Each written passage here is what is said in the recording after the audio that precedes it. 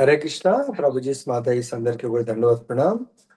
నేటి గీతామృత కార్యక్రమానికి విచ్చేసినందుకు మీ అందరికీ ధన్యవాదాలు మరియు స్వాగతం, సుస్వాగతం. ఓం నమో భగవతే వాసుదేవాయ. ఓం నమో భగవతే వాసుదేవాయ. ఓం నమో భగవతే వాసుదేవాయ. ఈరోజు శ్రీమద్ భగవద్గీత యథాతథము అధ్యాయం 5 కర్మయోగము కృష్ణ భక్తి భావనలో కర్మ 26 శ్లోకం నుంచి 29 శ్లోకము. ఈ అధ్యాయం యొక్క సారాన్ని మనం ఈరోజు చర్చిద్దాము. కామక్రోధ విముక్తానాం యతీనాం యత చేతసాం అభితో బ్రహ్మ నిర్వాణం వర్తతే విదితాత్మనాం స్పర్శాన్ కృత్వా బహిర్బాహ్యాన్ చక్షుషైవాంతరే భ్రువో ప్రాణాపానౌ సమౌ కృత్వా నాసాభ్యంతరచారిణౌ యతీంద్రియమనో బుద్ధిః మునిర్మోక్షో పరాయణః విగతేచ్ఛా భయక్రోధో యః సదా ముక్త ఏవ సః భోక్తారాం యజ్ఞతపసాం సర్వలోకమహేశ్వరం సుహృదం సర్వభూతానాం జ్ఞాత్వా మాం శాంతిమృచ్చతి. తాత్పర్యం భాష్యం శ్రీల ప్రభుపాదులు రచించారు. ఓం అజ్ఞానతిమిరాంధస్య జ్ఞానాంజన శలాకయా చక్షురున్మిలితం యేన తస్మై శ్రీ గురవే నమః. శ్రీ చైతన్య మనోభీష్టం స్థాపితం యేన భూతలే స్వయం రూపా కదా మह्यं దదాతి స్వపదాంతికం. నమో ఓం విష్ణుపాదాయ కృష్ణప్రేష్ఠాయ భూతలే శ్రీమతే భక్తి వేదాంత స్వామినితి నామినే. నమస్తే సరస్వతీ దేవీం గౌరవాణి ప్రచారిణే నిర్విశేష శూన్యవాది పాశ్చాత్యాదేశధారిణి. జయ శ్రీకృష్ణ చైతన్య ప్రభు నిత్యానంద శ్రీ అద్వైత గదాధర శ్రీవాసది గౌర భక్త వృంద. హరే కృష్ణ కృష్ణ కృష్ణ హరే హరే హరే రామ రామ రామ హరే హరే. తెలుగులో గ్రంథరాశ్రమం భగవద్గీతకి జయ. ఈరోజు మనం నేర్చుకోబోతున్న సారాంశం ఏంటంటే 4 శ్లోకాల ద్వారా ఈ చాప్టర్ ద్వారా మానవుడి యొక్క పరమ శాంతికి సూత్రం. ఓకే, శాంతి పరమశాంతి. సో శాంతికి పరమశాంతికి తేడా ఏంటంటే, శాంతి అంటే మనకు టెంపరీగా భౌతికంగా ఏదన్నా సుఖం లభించినప్పుడు శాంతిగా ఉంది అనిపిస్తుంది. పరమ శాంతి అంటే మనము ఆత్మ ఏదైతే శాంతిగా ఆత్మానందం అనిపిస్తుందో అది పరమ శాంతి. సో ఇక్కడ మనకు ఈరోజు 3 రకాలుగా బోధిస్తున్నారు. ఒకటి బ్రహ్మ నిర్యాణం అంటే జ్ఞానులు బ్రహ్మ నిర్యాణాన్ని పొందుతారు. జ్ఞాని యోగులు, ధ్యాన యోగులు పరమాత్మ పైన ధ్యానం చేసి పరమాత్మ అనుభూతిని పొందుతారు. అంటే వాళ్ళు కూడా ముక్తిని పొందుతారు. తర్వాత ఫైనల్ గా భగవాన్ అనుభూతి. సో అయితే భగవంతుడితో అనుభూతం ఏదైతే ఉందో అది పరమశాంతిని ప్రసాదిస్తుంది. సో ఇక్కడ మనకు ఈ బ్రహ్మ నిర్యాణం కానీ, పరమాత్మ అనుభూతి కానీ, తర్వాత భగవాన్ అనుభూతి కలగాలన్నా కూడా మనకు కొన్ని విధి విధానాలను మనం పాటించాల్సి ఉంటుంది. అవి ఏంటంటే, ముఖ్యంగా భౌతిక జీవితంలో ఏదైతే మనకు లక్షణాలు ఉన్నాయో వాటిని అధిగమించాలి. భౌతిక దేహము, ఈ దేహము త్రిగుణాలతో కూడుకుంటుంది కాబట్టి ఈ దేహానికి ముఖ్యమైనటువంటి శత్రువులు క్రోధము ఒక శత్రువు, 2 భౌతిక కోరికలు. ఇవి మనని చాలా పతనానికి గురి చేస్తాయి అన్నట్టు. కాబట్టి క్రోధం ఎక్కడి నుంచి వస్తుంది? కామము నుంచి. అంటే భౌతిక కోరికల నుంచి క్రోధం వస్తుంది, క్రోధం నుంచి మోహం వస్తుంది. దానివల్ల మనం పతనమయ్యే ఛాన్స్ ఉంటుంది. కాబట్టి ఇక్కడ బ్రహ్మ నిర్యాణం అంటే బ్రహ్మంలో కైవల్యం ఆరు బ్రహ్మంలో కలిసిపోవటము, భగవంతుడితో ఏకమవ్వటము, లేదా బ్రహ్మజ్యోతిలో లీనమవ్వటము. ఇది కూడా కావాలంటే మన లోపల ఏమేమి తొలగిపోవాలంటే ఈ భౌతిక ప్రపంచంలో జన్మించిన ప్రతి ఒక్కడికి భౌతిక కోరికలు, ఈ భౌతిక కోరికలు ఎక్కడి నుంచి వస్తున్నాయి? మనకు లాస్ట్ లైఫ్ లో ఏదైతే మనకు వాసనలు ఉంటాయో, కారణం గుణసంగస్య సత్ అసత్ యోని జన్మసు. ఈ జన్మలో మనము పలానా ఇంట్లో పలానా దేహము పలానా కోరికలతో మనం జన్మించామంటే దాని యొక్క వాసనలు ఎక్కడివి? లాస్ట్ లైఫ్వి.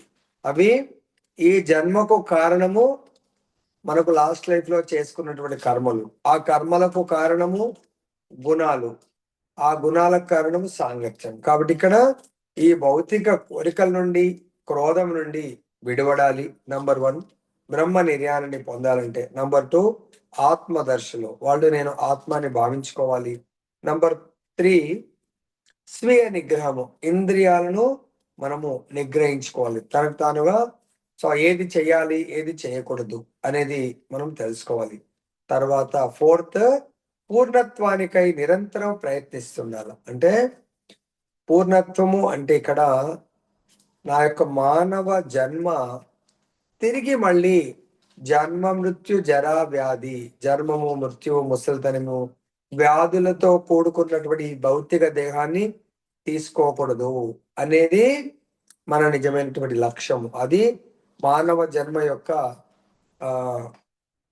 దాని యొక్క పూర్ణత్వాన్ని సాధించడానికి కొరకు ప్రయత్నిస్తూ ఉండాల. జన్మరాహిత్యం, ఇంకా నేను మళ్ళీ జన్మించకూడదు. అటువంటి వ్యక్తులు త్వరలోనే బ్రహ్మంలో మోక్షం అంటే బ్రహ్మంలో, ఇక్కడ ఈ శ్లోకం మీనింగ్ లో బ్రహ్మంలో కలిసిపోవడము, ఈ భౌతిక ప్రపంచం నుంచి అతీతంగా అంటే భగవద్ధామంకు వెళ్ళక ముందు బ్రహ్మజ్యోతి అనుభూతి, పరమాత్మ అనుభూతి, భగవాన్ అనుభూతి ఉంటుంది. దానికి మనకు అది కలగాలంటే మనము ఈ మూడిట్లలో కూడా చెప్తున్నారు, బ్రహ్మానుభూతి, పరమాత్మానుభూతి, భగవాన్ అనుభూతిలో అందరికంటే టాప్ లెవెల్ ఎవరు ఉంటారంటే కృష్ణ భక్తి భావనలో ఎవరైతే ఉంటారో వాళ్ళు సర్వశ్రేష్ఠులు. అంటే భగవాన్ అనుభూతి ఎవరైతే పొందుతారో వాళ్ళు సర్వశ్రేష్ఠులు అంటున్నారు. ఈ విషయాన్నే భాగవతము 4వ స్కందము 22వ అధ్యాయము 39వ శ్లోకంలో చెప్తున్నారు. ఏంటంటే యత్పాద పంకజ పలాశ విలాస భక్త్యా కర్మాశయం గ్రతితం ఉద్ఘృతయంతి సంతః తద్వన్నిరిక్తమతయో యతయో అపిరుద్ధ శ్రోతో గణాస్తమరణం భజ వాసుదేవం. సో ఇక్కడ అద్భుతమైనటువంటి వివరణ ఇచ్చారు. ఏంటంటే భగవాన్ అనుభూతిలో దేవాది దేవుడైనటువంటి ఆ వాసుదేవుడిని భక్తితో అర్చించిన వాడికి చాలా గొప్ప ఫలితం లభిస్తుంది. సో ప్రతి ఒక్కరూ ఆ విధంగా భగవంతుణ్ణి అంటే శ్రీ విగ్రహాన్ని, సో ఇక్కడ బ్రహ్మ నిర్యాణం అంటే నిరాకారం బ్రహ్మజ్యోతి, కానీ బ్రహ్మజ్యోతి కాదు పరమాత్మ కంటే కూడా భగవంతుడి యొక్క సచ్చిదానంద స్వరూపాన్ని ఎవరైతే అర్చించడానికి ప్రయత్నం చేస్తారో వాళ్ళు ఉత్తమమైనటువంటి యోగులు. సో అది మనకు ఏం లాభాన్ని ఇస్తుంది అంటే మనకు ఎన్నో జన్మల నుంచి మనం ఈ కర్మ బంధనాల్లో సో కామ్య కర్మ కోరికలను తీర్చుకోవడానికి కొరకు మనం ప్రయత్నిస్తూ ఉన్నాము.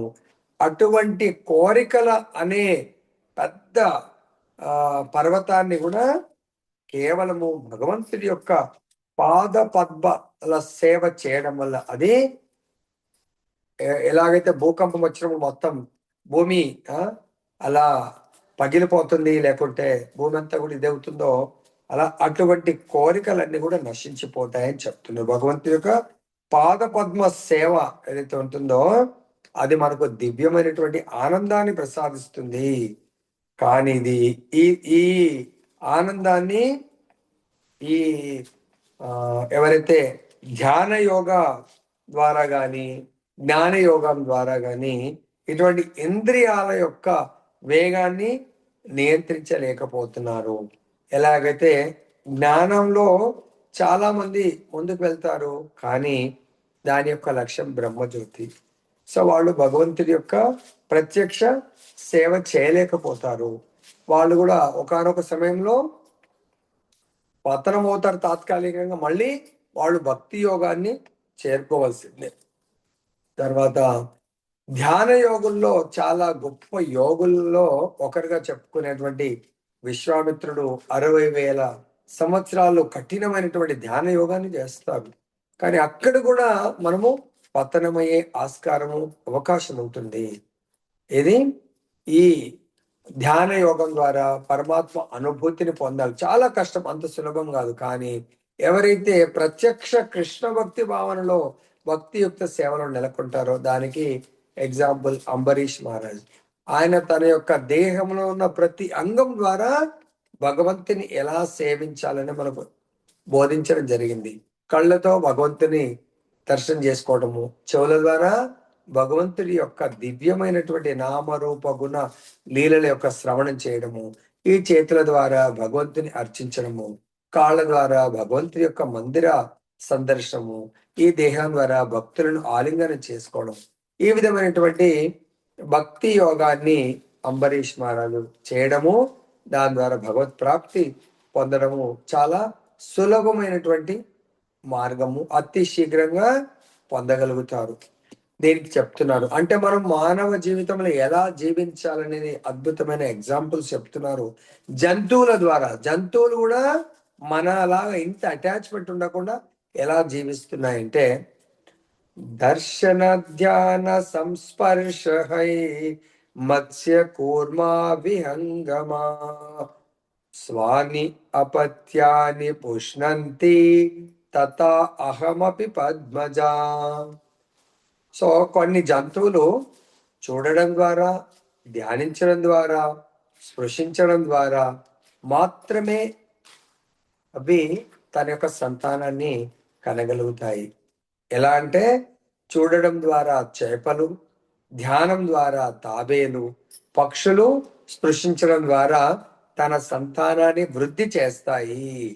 మరి మనం ఇక్కడ ఆ జంతువులే ఆ విధంగా వృద్ధి చేస్తున్నప్పుడు దానికి ఎగ్జాంపుల్ ఎలా చెప్తున్నారంటే,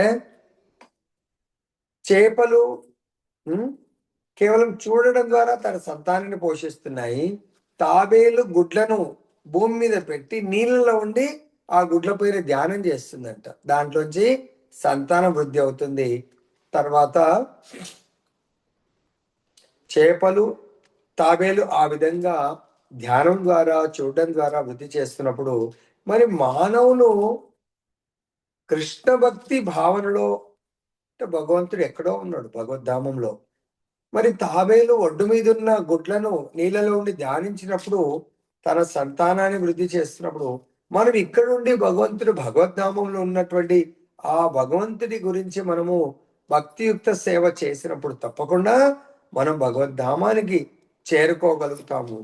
సో ఏ విధంగా ఇక్కడ ఉన్నటువంటి భౌతిక క్లేశాలు అంటే ఆధ్యాత్మిక, ఆది భౌతిక, ఆది దైవిక త్రివిధ తాపాలు, జన్మ, మృత్యు, ముసలితనము, వ్యాధులు అనే 4 రకాల క్లేశాలను అధిగమించగలుగుతాము. సో దీని ద్వారా ప్రతి ఒక్కరు కూడా ఎవరైతే వాళ్ళ లక్ష్యము భగవంతుడి యొక్క బ్రహ్మజ్యోతి అని పెట్టుకొని దాని కొరకు వాడు జీవిస్తే బ్రహ్మ నిర్మాణం అంటే ఆ భగవంతుడి యొక్క బ్రహ్మజ్యోతిలో కలిసే అవకాశం ఉంటుంది. అక్కడ కూడా భౌతిక క్లేశాలు ఉండవు, కానీ అది అత్యంత ఆనందకరమైంది కాదు. తర్వాత ఇంకేం చెప్తున్నారంటే, నెక్స్ట్ పరమాత్మ అనుభూతి కలగాలంటే అది కూడా ముక్తే. సో నిత్యం పరమాత్మతో యోగంలో కూడి ఉంటుంటాము. అప్పుడు కూడా మనం ఏం చేయాలా, మన యొక్క బాహ్య ఇంద్రియ వస్తువులను అంటే ఇంద్రియాలు ఏదైతే కోరుకుంటాయో ఆ వస్తువులను త్యజించాలి. సో ఇంద్రియాలు ఏమేమి కోరుకుంటాయి? సపోజ్ ఈ నాలుక బయట ఎక్కడో వెళ్తున్నాము, మార్కెట్లో అక్కడ ఏదో రోడ్డు మీద చేస్తా ఉన్నారు, లేకుంటే ఏదో హోటల్ కనబడ్డది, అరే ఇక్కడ ఏదో తినాలనిపిస్తుండే అంటే బాహ్య ఇంద్రియ వస్తువులను ఏది పడితే అది భుజించకూడదు. మనం వెళ్తా ఉంటాం, ఏదో సినిమా పాటలు ఏదో వింటా ఉంటాం, అంటే ఏది పడితే అది వినకూడదు. లేదంటే ఇంకెవరో వేరే వాళ్ళ గురించి చెడు చెప్తా ఉంటారు, అది మనకు అవసరం లేదు. సో కాబట్టి ఈ కళ్ళు, మనం రోడ్డు మీద వెళ్తుంటే చెత్తా చెదరం అన్ని బొమ్మలు ఉంటా ఉంటాయి, వాటిని చూడాల్సిన అవసరం. టీవీలో కూడా పనికిరానంతా వస్తూ ఉంటుంది, లేకుంటే సినిమాలు అవి. సో మనకు బాహ్య ఇంద్రియాలను ఎందుకంటే ఎందుకు త్యజించాలని మీకు ప్రశ్న అవ్వచ్చు. వాటి పట్ల మనకు ఆసక్తి పెరుగుతూ ఉంటుంది, మన యొక్క సమయం వృధా అవుతుంది.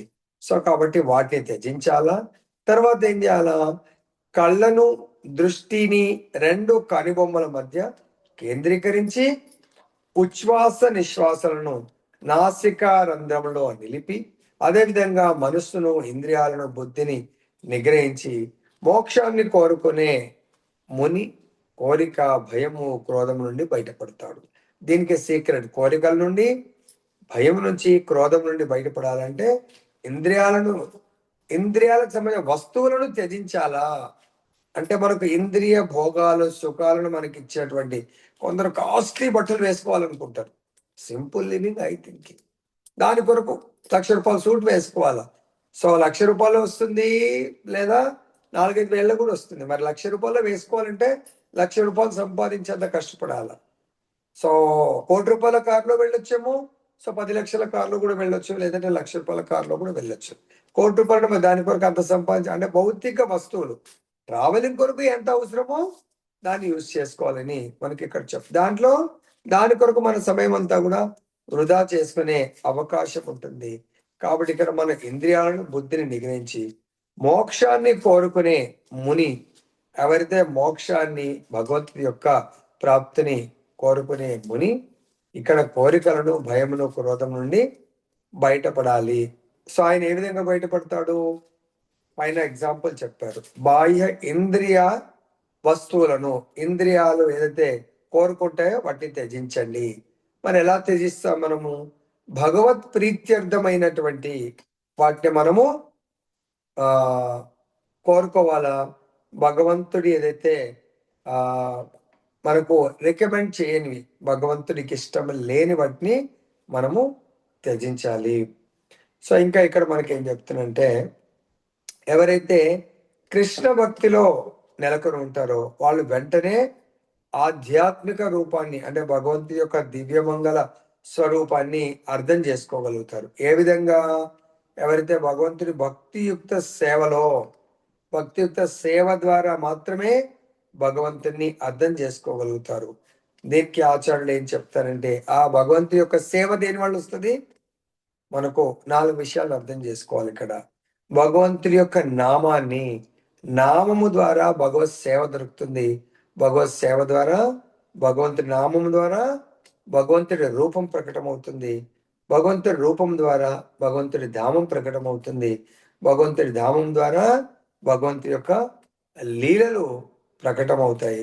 కాబట్టి ఇక్కడ మనకు ఎవరైతే భగవంతుని నామాన్ని నిష్టగా చేస్తారో భగవంతుడు వాళ్లకు భగవంతుడి యొక్క సేవను ప్రసాదిస్తాడు. మనకి ఏదైనా సేవ దొరికింది అంటే అది కేవలం మన పైన భగవంతుడు చూపిస్తున్నటువంటి విశేష కరుణ, కృప మనకు భగవంతుడు ప్రసాదిస్తున్నాడు అనుకొని, ఆ కృప, కరుణ అంటేనే భగవత్ సేవ. ప్రేమతో ఆ సేవను ఎవరైతే యాక్సెప్ట్ చేస్తారో, స్వీకరిస్తారో వాళ్లకు భగవంతుని యొక్క బ్రహ్మంలో మోక్షం, అంటే భగవత్ ప్రాప్తి చాలా సులభంగా దొరుకుతుంది. సో దీనికి మనము ఎగ్జాంపుల్స్ తీసుకోవచ్చు. ధ్రువ మహారాజు ఉన్నాడు. ధ్రువ మహారాజు తన యొక్క తండ్రి, పినతల్లి ద్వారా అవమాన పాలయ్యి ఆయన తన తల్లి దగ్గరకు వచ్చి ఆ అవమానం గురించి చెప్పినప్పుడు తల్లి అంటుంది, రాజు మీ తండ్రి గారు భూమండలానికి రాజు, మరి ఇటువంటి పరిస్థితుల్లో నిన్ను ఎవరైనా రక్షించాలి అంటే అది భగవంతుడు మాత్రమే రక్షించగలుగుతాడు. మరి భగవంతుడు ఏ విధంగా నాకు లభ్యమవుతాడు? భగవంతుడి గురించి ధ్యానం చేయాలి. ఓకే అని చెప్పేసి ఆ ధ్యానం చేయడానికి వెళ్తా ఉన్నాడు. సో వెళ్తా ఉంటే భగవంతుడు మన అందరి లోపల పరమాత్మ రూపంలో ఉన్నాడు. సో మనం నిజంగా భగవంతుని పొందాలి అని చాలా సీరియస్ ఉన్నామా లేదా అనేది భగవంతుడు ఆచార్యుల ద్వారా టెస్ట్ పెడతారు. భగవంతుడు ఏం చేస్తాడు, నారద మునిని పంపిస్తాడు. ధ్రువ మహారాజ్ 5 సంవత్సరాల బాలుడు నిజంగా భగవంతుడి పైన ధ్యానం చేయాల్సి అంత ఆయనకు శక్తి సామర్థ్యాలు, ఓర్పు, సహనం ఉన్నదా లేదా అని. అప్పుడు నారదుడు మార్గ మధ్యంలో కలిసి ధ్రువుడికి అంటాడు, ఏమైంది అంటే ఇలా జరిగిందంటే, నువ్వు చిన్న పిల్లవాడివి, నువ్వు ఎక్కడ ధ్యానం చేస్తావు, అక్కడ క్రూర మృగాలు ఉంటాయి, నువ్వు ఇంటికి వెళ్ళు అంటే, నువ్వు ఇంటికి వెళ్ళు, ఓల్డ్ ఏజ్ పెద్ద ఏజ్ వచ్చిన తర్వాత నువ్వు అప్పుడు తపస్సుకు వెళ్ళంటే, ధ్రువ మహారాజ్ ఒకటే ఒక ప్రశ్న వేస్తాడు, నాకు పెద్ద ఏజ్ వచ్చే వరకు కాదు, రేపటి వరకు మీరు ఏమన్నా గ్యారంటీ రాసిస్తారా, నేను రేపటి వరకు జీవిస్తాను అని. ఆ ఒకే ఒక్క ప్రశ్న, ద్రౌడి ప్రశ్న, సో నారద మునికి చాలా ఆనందాన్ని ఇస్తుంది, ఆశ్చర్యాన్ని కలిగిస్తుంది. అదే ఎంత జ్ఞానమైనటువంటి మాట ప్రశ్నించాడు. అప్పుడు ఆ ప్రశ్నకు నారదుడు చాలా సంతోషపడి, సరే నీకు నిజంగా అంత కఠోర, మామూలు మాట కాదు, చాలా కఠోర పరిశ్రమ చేయాల్సి ఉంటుందంటే, ఎంతైనా చేయడానికి రెడీగా ఉన్నాను, నేను భగవంతుని పొందే వరకు నేను భగవంతుని పైన ధ్యానం చేస్తాను అంటారు. అప్పుడు నారదుడు ఓం నమో భగవతే వాసుదేవాయ మంత్రాన్ని ధ్రువ మహారాజు ప్రసాదించడము, ధ్రువ మహారాజ్ ఆ మంత్ర రూప భగవంతుని పైన ధ్యానం చేస్తాడు. సో ఎప్పుడైతే ఆ భగవంతుని కొరకు ధ్యానం చెయ్యాలి అంటే, ధ్యాన సాధన ఈ శ్లోకంలో చెప్తున్నారు. భగవానుడు యోగ సాధన అంటే అష్టాంగ యోగ సాధన ద్వారా భగవంతుడు లభించే అవకాశం ఉంటుంది. ఇక్కడ అర్జునుడికి ఇది కూడా బోధిస్తున్నాడు. ఎందుకు, అర్జునుడు నేను యుద్ధం చెయ్యను, నేను ధ్యానం చేసుకొని జీవిస్తాను అంటే, ఆ ధ్యానం ఎలా ఉంటుందని చెప్తున్నారు. అష్టాంగ యోగంలో యమము 1, నియమము 2, ఆసనము 3, ప్రాణాయామము 4, ప్రత్యాహారము 5, ధారణము 6, 7 ధ్యానము, 8 సమాధి. సమాధి స్థితికి చేరినప్పుడే భగవంతుడి యొక్క అనుభూతి, పరమాత్మ అనుభూతి సాధ్యమవుతుంది అని నెక్స్ట్ శ్లోకంలో చాలా చక్కగా డీటెయిల్ గా వివరణ ఉంది. ఇక్కడ భగవంతుడు ధ్యాన యోగానికి ఇంట్రొడక్షన్ లాగా, అంటే ఇక్కడ యమ అంటే కొన్ని బ్రీఫ్ గా చెప్తాం. యమం అంటే సాంఘిక నియమాలు, లైక్ ఎట్లయితే సత్యాన్నే పలకాల, అహింసను పాటించాలి, సొసైటీలో ఎవరికి అన్యాయం చేయకూడదు, ఇలాంటి కొన్ని నియమాలు అంటే సాంఘిక నియమాలు అందరూ పాటించవలసింది. ఇంకా నియమము రెండవది మనం పర్సనల్ గా పాటించవలసింది, లైక్ ఎట్లయితే నేను పర్సనల్ గా ఎట్లా చాలా శుభ్రంగా ఉండాలి. సో నియమాలను పొద్దున్నే లేవటము, కొన్ని మనం పర్సనల్ గా నియమాలను పాటించవలసింది, అంటే నియమ నిబంధనలు పాటించాలి. ఆసనము, ఆసనం అంటే ధ్యాన యోగానికి ఏకాంత ప్రదేశం ఉండాలా, కూర్చోవడానికి ఎత్తు వంపులు ఉండకూడదు, ఇలా ధ్యానం నడుము నిటారుగా ఉండాలి, కింద మనం ఆసనం ఉండాలి. సో ఇవన్నీ కూడా అంటే పబ్లిక్ కాంటాక్ట్స్ ఉండకూడదు.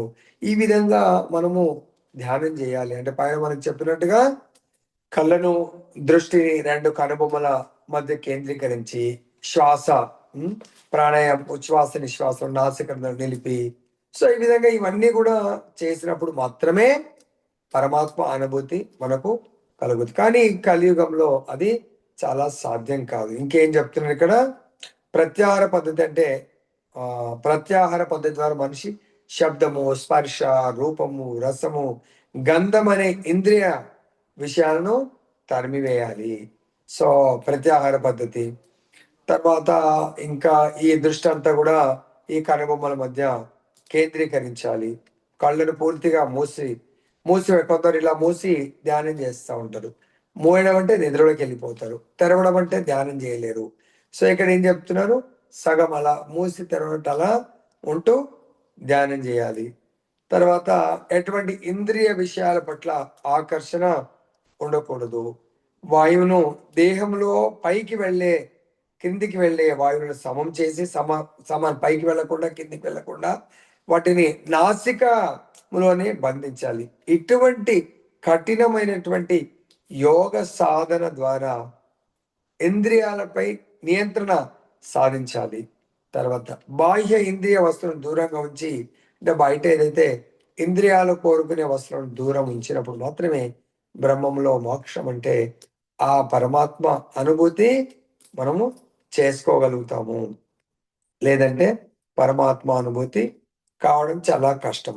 మరి ఇటువంటి యోగ సాధన స్పెషల్గా కలియుగంలో పాటించడం చాలా కష్టము. కానీ అట్ ది సేమ్ టైం వీటన్నిటిని కూడా కంట్రోల్ చేయడము కేవలము కృష్ణ భక్తి భావన ద్వారా, ప్రత్యక్ష భగవత్ సేవ ద్వారా చాలా సులభంగా కంట్రోల్ చేయగలుగుతాం. ఎలా అయితే సపోజ్ ఎగ్జాంపుల్ మనం నోటిని కంట్రోల్ చేయాలి. సో నోటిని తినకుండా కంట్రోల్ చేయలేము, భగవత్ ప్రసాదంతో కంట్రోల్ చేయొచ్చు. తర్వాత ఈ యొక్క నోటిని ఇష్టమున్నట్టు మాట్లాడకుండా సైలెంట్గా మౌనవ్రతం అంటే మౌనం ఉండలేము. కాబట్టి ఏం చేయొచ్చు, మౌనం ఉండేదానికంటే భౌతిక విషయాల చర్చ ఆపేసి భగవంతుడి నామరూప గుణ లీలల యొక్క చర్చలో మనము సదా ఉండొచ్చు. కాబట్టి ఇక్కడ కృష్ణ భక్తి భావంలో ఉన్నవాడు సర్వదా భక్తియుక్త సేవలో నెలకొనడం వల్ల ఈ ఇంద్రియాలను చాలా సులభంగా నియంత్రించగలుగుతాడు. ఎందుకు? ఇంద్రియాలకు వాటిని సైలెంట్గా ఇలా ఉండమంటూ ఉండలేవు. వాటి ఏదో ఒకటి సేవ చేయడానికి ఇష్టపడుతూ ఉంటాయి. ఆ ఏదో ఒక సేవ ఎలా చేయాలంటే, మరి ఎవరి సేవ చేయాలా, ఎటువంటి సేవ చేయాలి అనేది మనం తెలుసుకోవడానికి 29వ శ్లోకంలో చెప్తున్నాడు. భోక్తారాం యజ్ఞ తపసాం సర్వలోక మహేశ్వరం సుహృదం సర్వభూతానాం జ్ఞాత్వా మాం శాంతి వచ్చతి. జ్ఞానయోగంలో కఠోర పరిశ్రమ చేసిన తర్వాత కూడా మళ్ళీ ఇంద్రియ భోగాలలో పత్రమైన అనుకొని లాభం లేదు. కాబట్టి ఇక్కడ మనం తెలుసుకోవాలా, అన్నిటికీ సమస్త యజ్ఞాలకు, తపస్సులకు చరమ భోక్త మరియు సకల లోకాలకు, దేవతలకు పరమ ప్రభువు, సకల జీవులకు మనందరికీ కూడా ఉపకారి మరియు శ్రేయోభిలాషి అని ఎవరైతే తెలుసుకుంటారో వాళ్ళు నా సంపూర్ణ, అంటే భగవంతుడు డిక్లేర్ చేస్తున్నాడు, భగవంతు యొక్క సంపూర్ణ భక్తి భావంలో ఉన్నట్టు. అలా ఉన్న వాళ్లకు భౌతిక క్లేశాలు ఏంటంటే, భౌతిక క్లేశాలు జన్మము, మృత్యువు, ముసలితనము, వ్యాధులు అనే క్లేశాలు మరియు ఆధ్యాత్మిక, ఆది భౌతిక, ఆది దైవిక అనే త్రివిధ తాపముల నుండి విడిపడి ఆయన చాలా సులభంగా శాంతిని పొందగలుగుతాడు. ఇంకా మరి దీని కొరకు చెప్తున్నారు. ఓకే, ఇది మనం ఇలా అర్థం చేసుకున్నాం. ప్రాక్టికల్గా ఎలా మనము ఆ స్థితిని సాధించాలి అంటే, సో ఈ మానవులు చేసే ప్రతి కామ్య కర్మలకు, ప్రతి పనికి కూడా భగవంతుడి చరమ భోక్తగా మనం భావించాలి. తర్వాత మన బ్రహ్మాండంలోనే 14 లోకాలు ఉన్నాయి. ఓకే, పైన భూలోకం నుంచి పైన 7 లోకాలు, భూలోకం కంటే కింది 7 లోకాలు. సమస్త లోకాలకు, అన్ని లోకాలను సృష్టించేవాడే భగవంతుడు. మనకు 10వ అధ్యాయము 8వ శ్లోకంలో చెప్తున్నారు. ఏమని చెప్తున్నా 10వ అధ్యాయం 8వ శ్లోకంలో, అహం సర్వస్య ప్రభో మత్త సర్వం ప్రవర్తతే ఇతి మత్వా భజంతే మాం బుధా భావ సమన్విత. అంటే ఇక్కడ భగవంతుడు ఏం చెప్పారు, అన్ని లోకాలకు ప్రభువు. ఎందుకు? అన్ని లోకాలను సృష్టించింది ఆ భగవంతుడే. మరి లోకాలను సృష్టించినప్పుడు లోకాల్లో జీవులను కూడా సృష్టించాడు, ఆ లోకాలకు యజమానులు లేనటువంటి దేవతలను కూడా సృష్టించాడు. మరి ఇలా తన సంతానం సృష్టిలో భాగం కాబట్టి ప్రతి ఒక్కరికి కూడా ఉత్తమ శ్రేయోభిలాషని ఎవరైతే గుర్తించి ఆ భగవంతుని సేవిస్తారో వాళ్ళు నిజమైనటువంటి బుద్ధిమంతులు. తర్వాత చెప్తున్నాను, మనం ఏమని అర్థం చేసుకోవాలంటే, ఈ సృష్టిలో భగవంతుడి కంటే గొప్పవాడు ఎవ్వరూ లేరు. మరియు శివుడు బ్రహ్మాది దేవతలకు కూడా భగవంతుడితో సమానం గాని భగవంతుడి కంటే అధికము కాదు అని చెప్తున్నాను. శ్వేతాశ్వతర ఉపనిషత్తులో చెప్తున్నారు, తం ఈశ్వరానాం పరమం మహేశ్వరం. భగవంతుడే ఈశ్వరుడు అంటే కంట్రోలర్, భగవంతుడే నియంత్రించేటువంటి వాడు. సర్వం, ఈ సృష్టిలో ఉన్న ప్రతి ఒక్కరు కూడా భగవంతుడి యొక్క అధీనులు, భగవంతుడి అధీనంలో జీవించవలసిందే. ఈ భౌతిక ప్రకృతి, ఆధ్యాత్మిక ప్రకృతి, రెండు ప్రకృతులకు భగవంతుడే ప్రభువు. అహం సర్వస్య ప్రభువు. రెండు ప్రకృతులను సృష్టించింది కూడా భగవంతుడే. కాబట్టి ప్రతి ఒక్కరు కూడా భగవంతుడి పెట్టినటువంటి కఠిన నియమ నిబంధనలకు లోబడి ఉండవలసిందే. ఆ భగవంతుడి యొక్క నియమాలను ఎవరైనా ఉల్లంఘిస్తే వాళ్ళను ప్రకృతి శిక్షిస్తుంది. ప్రకృతి శిక్షలను అనుభవిస్తున్నప్పుడు మనము పరమ దుఃఖాన్ని అనుభవిస్తాము. ఒకవేళ ప్రకృతి నియమాలకు అనుకూలంగా అంటే భగవద్ ఆదేశాలకు మనము అనుకూలంగా ఎప్పుడు వెళ్ళగలుగుతాము? భగవంతుడే పరమ అధికారి, భగవంతుడే సుప్రీం, భగవంతుడే అందరికంటే శ్రేష్ఠుడు అని ఎవరైతే భావిస్తారో, అంటే ఈ దేవతలందరూ కూడా 33 కోట్ల దేవి దేవతలు కూడా భగవంతుడి అధీనంలో ఉన్నారు అని ఎప్పుడైతే మనము విశ్వసిస్తామో అప్పుడు మనము భగవంతుడి భక్తియుక్త సేవలో నెలకొని భగవంతుని సేవిస్తూ మనం పూర్ణమైనటువంటి శాంతిని పొందగలుగుతాము. ఇక్కడ మనకు 4 యోగాల గురించి కూడా ఏ యోగం ఉత్తమం చెప్తున్నాడు. కర్మయోగము, జ్ఞానయోగము, ధ్యాన యోగము. ఈ 3 యోగాల యొక్క అంతిమ లక్ష్యము భక్తి యోగము. ఎందుకంటే కర్మయోగము ద్వారా కూడా మళ్ళీ భక్తి యోగంకు రీచ్ కావాల్సిందే. జ్ఞానయోగం ద్వారా భగవంతుడి బ్రహ్మజ్యోతిని పొంది అక్కడ కూడా సుఖ శాంతులు అంటే నిజమైనటువంటి సుఖము ఆనందం ఉండదు. కాబట్టి అగైన్ వాళ్ళు కూడా పతనమై మళ్ళీ భక్తి యోగము ప్రారంభించి భక్తి యోగం ద్వారా మాత్రమే భగవంతుని సేవించి వాళ్ళు నిజమైన శాంతిని పొందగలుగుతారు. ఎలాగంటే మనము ఆత్మస్వరూపులము. ఆత్మ యొక్క సహజ స్థితి ఏంటంటే పరమాత్మని భగవంతుని సేవించడం. దానికి చైతన్య చరితామృతంలో చెప్తున్నారు, జీవేర స్వరూపహయ కృష్ణేర నిత్యదాస్. జీవుడి యొక్క సహజ స్వరూపము భగవంతుని సేవించడము. మరి మనం భగవంతుని సేవించకపోతే ఎలా మనం ఆనందంగా ఉండగలుగుతాము? ఆనందాన్ని ఉండలేము. భగవంతుడు మరి ఇప్పుడు ఎలా సేవిస్తాం ప్రభుజీ? అర్జునుడికైతే మహాభారత యుద్ధంలో యుద్ధం చేయమన్నారు. మరి మనకు భగవంతుడు ఏమని ఆదేశం ఇస్తున్నారు? ఏ విధంగా సేవించమని మనకు ఆదేశం ఇస్తున్నారు? 18.65లో చెప్తున్నారు, మన్మనాభవ మద్భక్తో మధ్యాజీ మాం నమస్కురో మామే వైశ్యసి సత్యం తే ప్రతిజానే ప్రియోసిమే. అర్జున, ఎల్లప్పుడూ నన్నే స్మరించు, నా భక్తుడే కమ్ము, నన్ను పూజించు, నాకు నమస్కరించము. ఈ విధంగా ఎవరైతే చేస్తారో వాళ్ళు నన్ను చేరుకుంటారు. నాకు ఎందుకు ఇది నీతో చెప్తున్నా అంటే, నీవు నాకు ప్రియమిత్రుడివి కాబట్టి నీకు వాగ్దానం చేస్తున్నాను. నీ ద్వారా ఈ సృష్టిలో ఉన్న ప్రతి జీవుడు కూడా తెలుసుకొని వాళ్ళు ఇటువంటి ఆధ్యాత్మికమైనటువంటి జీవితాన్ని గడిపే అవకాశం ఉంటుంది.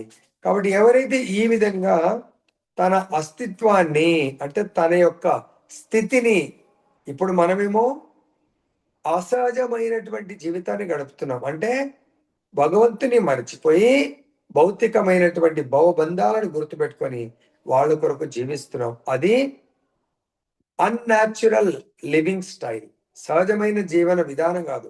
సహజమైన జీవన విధానం అంటే కృష్ణ భక్తి భావనలో 24 అవర్స్ గడపడము. అది ఎందుకు గడపలేకపోతున్నాము? మన భౌతికమైనటువంటి కోరికలు, భౌతికమైనటువంటి బంధనాల వల్ల మనం భగవంతుడితో ఉన్నటువంటి బంధాన్ని గుర్తించుకోలేకపోతున్నాము. సపోజ్ ఎగ్జాంపుల్ చెప్తాను ఇక్కడ. సో స్పెషల్ గా అమ్మాయిలు కానీ అబ్బాయిలైనా కూడా యుక్త వయసు వరకు తల్లిదండ్రులతో చాలా అటాచ్మెంట్, చాలా బంధంగా ఉంటారు. ఎప్పుడైతే అమ్మాయికి పెళ్ళై అత్తగారింటికి వెళ్ళిపోతుందో బంధం విడిపోదండి, బంధం కంటిన్యూ అవుతుంది. ఒకరి సంబంధం కొద్దిగా తగ్గిపోయి ఇంకొకరితో సంబంధం పెరుగుతుందే తప్ప కంప్లీట్ కట్ అవ్వదు. అదేవిధంగా మనము భౌతిక సుఖాలను కోరుకున్నాం కాబట్టి భగవంతుడు తాత్కాలికంగా ఆయన యొక్క బంధాన్ని మర్చిపోవాలనుకున్నాం కాబట్టి మర్చిపోయేట్టు చేశాడు. కానీ నిజంగా బంధము తెగిపోదు, మర్చిపోము. కానీ మనం భగవంతుని మర్చిపోవడం వల్ల మనకు అది ఏమవుతుంది? భగవంతుడి యొక్క మన నిజమైన సంపత్తి భగవంతుడి యొక్క స్మరణ, మన నిజమైనటువంటి విపత్తి భగవంతుడి యొక్క విపత్. సంపత్ నారాయణ స్మృతి, విపత్ నారాయణ విస్మృతి. ఆ భగవంతుని మర్చిపోవడము నిజమైనటువంటి కష్టము. భగవంతుని గుర్తుపెట్టుకోవడం అనేది నిజమైనటువంటి సంపద. కానీ ఇక్కడ మనకేమంటున్నారు? ఐదర్ యోగ అష్టాంగ యోగ విధానం ద్వారానా భగవంతుడితో సంబంధాన్ని పెట్టుకోవచ్చు. తర్వాత జ్ఞాన విధానం ద్వారానా, కానీ దేనికైనా కూడా మనం విధి విధానాలను పాటించాలి. కానీ మూడిట్లో సులభమైనటువంటి మార్గం ఏంటంటే కృష్ణుడి యొక్క ప్రత్యక్ష భక్తి యోగం. అంటే కృష్ణ భక్తి భావనలో ఎవరైతే నెలకొని ఉంటారో వాళ్ళు నిత్య నిరంతరం శాంతిగా ఉండగలుగుతారు. ఈ మానవ జీవితంలో మానవ జీవితం ఎండ్ అయినప్పుడు పరమ శాంతిని పొందడానికి భగవంతుడి యొక్క లోకములో, భగవంతుడి సాన్నిధ్యంలో, భగవంతుడి రూపాన్ని ధరించి భగవంతుని సేవిస్తూ నిత్యము పరమ శాంతిని అనుభవించగలుగుతారు. జై బలో గ్రంథరాజ్ శ్రీమద్ భగవద్గీత की जय। हरे कृष्णा कृष्ण कृष्ण हरे हरे, हरे राम राम राम हरे हरे।